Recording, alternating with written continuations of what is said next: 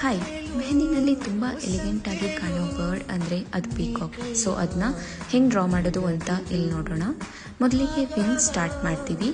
Horizontal ಪಾಸ್ಲೆ shape ಮಾಡಿಕೊಂಡು second ಸ್ಟೆಪ್ಪಲ್ಲಿ ನೆಕ್ಕಿಂದ curve line draw ಮಾಡಿಕೊಂಡು head ಮಾಡ್ತೀವಿ. ಥರ್ಡ್ ಸ್ಟೆಪ್ ಸ್ಟೊಮಕ್ ಮಾಡ್ಕೊಳ್ಳೋವಾಗ ಕರ್ವ್ ಆಗಿ ಟಿಲ್ಟ್ ಆಗಿರೋವಲ್ಲಿ ಸ್ಟೊಮಕ್ ಕೂಡ ಟಿಲ್ಟ್ ಆಗಿರಬೇಕು, ಆ ಥರ ಡ್ರಾ ಮಾಡ್ಕೋತೀವಿ.